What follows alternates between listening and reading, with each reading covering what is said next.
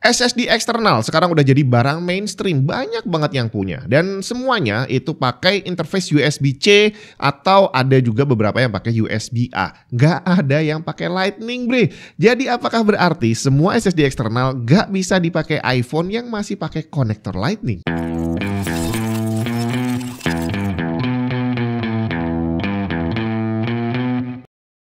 iPhone beralih dari Lightning ke USB-C itu baru aja di iPhone 15 kemarin, bre. Harganya masih mahal, jadi berarti untuk saat ini pengguna iPhone paling banyak adalah iPhone lama yang masih pakai kabel lama. Sedangkan SSD eksternal sekarang udah banyak banget yang punya. Nah, karena konektornya nggak sama, apakah berarti nggak bisa dipakai di iPhone yang masih pakai Lightning? Dan kalau semisal nggak bisa, apakah bener-bener nggak bisa atau masih ada cara untuk ngakalinnya? Hari ini kita akan coba praktekin menghubungkan sebuah SSD eksternal ke iPhone yang masih pakai kabel Lightning. Di sini saya gunakan SSD eksternal Orico K5 Plus. Kapasitasnya ada dari 256 GB sampai 4 TB. Jadi silakan beli sesuai dengan kebutuhan kamu. Dimensinya kecil dan ada magnetnya untuk bisa langsung nempel di smartphone. Kalau nggak bisa nempel, kamu bisa gunakan magnetic ring yang ada di paket penjualannya atau beli casing yang ada magnet ringnya kayak gini. SSD eksternal kayak gini seharusnya bisa jadi solusi hemat untuk para pengguna iPhone. Contohnya iPhone 16 256 GB harganya 17 jutaan. Kalau butuh yang 512 GB harganya hampir 22 juta, bre. Bedanya hampir 5 juta hanya untuk nambah 256 GB. Ya jelas beli SSD portable Orico ini karena yang 256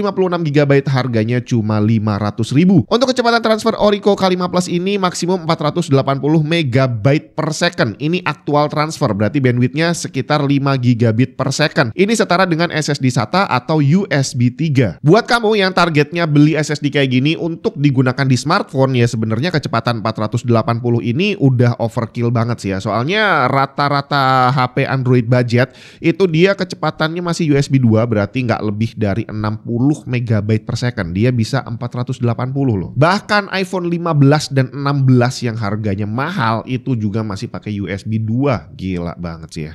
Baru iPhone 15 Pro, 16 Pro itu udah pakai USB 3 yang kecepatannya bisa up to 10 gigabit per second. Tapi di luar penggunaan untuk smartphone, beli magnetic SSD kayak gini itu bisa juga dipakai di PC dan bisa dijadiin SSD permanen, bre. Soalnya dia ada magnetnya, jadi tinggal tempel ke casing, colokin ke USB di I/O port dan udah dia akan jadi SSD permanen, dibawa kemana-mana dia ngikut terus. Sekarang kita lihat gimana performance-nya. Terlihat read speed ada di 447 MB per second dan write-nya 410 MB per second. Temperaturnya juga adem banget, bre. Nggak nyampe 50 derajat Celcius selama pengujian. Sedangkan untuk transfer data aktual, saya coba ngopi satu folder game berukuran 90 GB yang isinya macam-macam file gede dan kecil ke dalam SSD eksternal Orico K5 Plus ini. Dan transfernya bisa diselesaikan dalam waktu kurang lebih 6,5 menit. Cepet juga hitungannya ya. Nah, sekarang kita praktekin pasang ke iPhone, bre. Kita langsung colokin aja. Ini OTG-nya nggak ada mereknya, harganya 120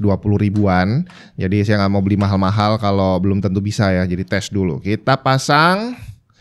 Oke, sebelum kita pasang SSD-nya, kita coba pasang micro SD dulu untuk memastikan bahwa dia berfungsi ya. Oke, nyala. Harusnya muncul di sini.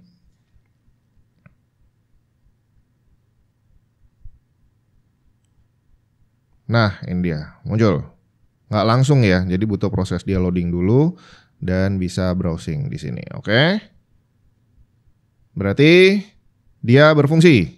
Ya, kita cabut dulu. Sekarang kita ganti pakai SSD.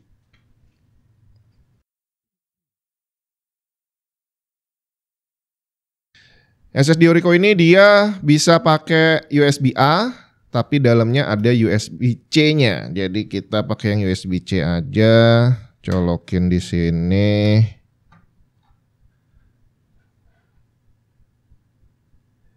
Ini ada indikatornya kedip-kedip sih. Nyala sih ini harusnya. Tapi dia kedip-kedip terus dan nggak kedetek.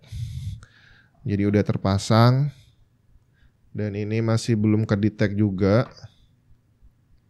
Belum muncul. Nah, berarti ada kemungkinan bahwa powernya kurang.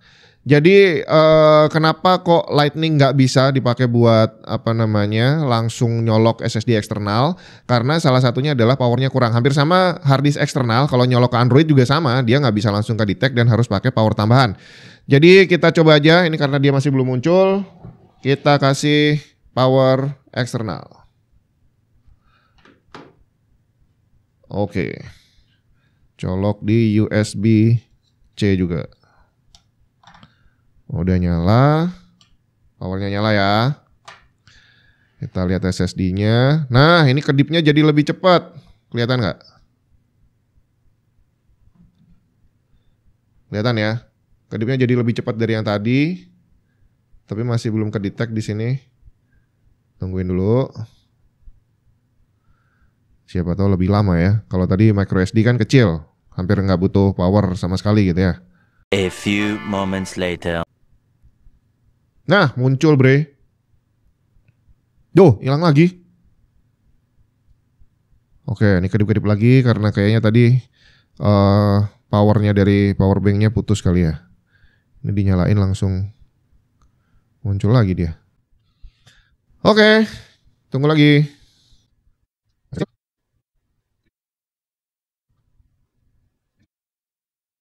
2000 years later. Oke, akhirnya muncul dia. Hilang lagi.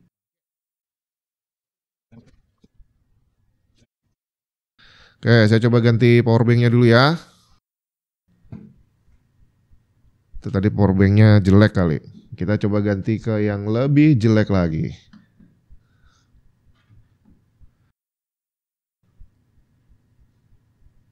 Nah, muncul sekarang. Belum hilang, masih kedip-kedip cepat. Oke, bisa dibuka. Nah, ini udah nyala still nih ya, berarti dia udah terbaca lancar. Nah, berarti bisa ya. Jadi SSD eksternal pasang ke iPhone bisa, tapi ya seperti ini tadi prosesnya. Kalau mau ditempelin di belakang. Nah, oke, lebih simpel sedikit, tapi kabelnya segini dan ada power banknya juga segini. Ya, begitulah iPhone Lightning. Nah, sekarang kita praktekin ke Android yang pakai USB-C. Colok, cetuk. Langsung still, nggak pakai kedip-kedip. Oh, pakai dikit. Nah, tapi di sini langsung kebaca. Nah, tuh. USB storage. Nah, udah langsung kebaca. Cepet banget ya. Jadi kalau connect ke iPhone yang udah USB-C seharusnya juga seperti ini. Sayangnya saya nggak punya jadi nggak bisa dipraktekin. Tapi harusnya sih sama aja kali ya. Yang nggak bisa adalah Lightning. Ya itu dia tadi, bisa sih tapi ternyata ribet banget, kabelnya ada banyak sekali dan kita beli SSD kayak gini yang rencananya pengen simple tinggal pasang kabel satu doang.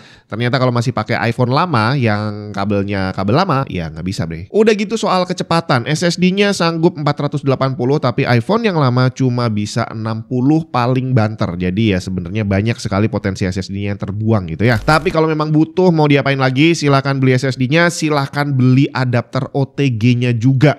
Yang saya pakai ini nggak ada mereknya, jadi saya nggak tahu apakah ada versi yang lebih bagusnya, lebih stabil, atau mungkin ada yang nggak perlu pakai tambahan power, saya nggak ngerti. Silahkan kamu cari sendiri. Tapi kalau kamu malas nyari, linknya ada di bawah. Pembelian untuk SSD-nya dan untuk adapternya tinggal klik aja.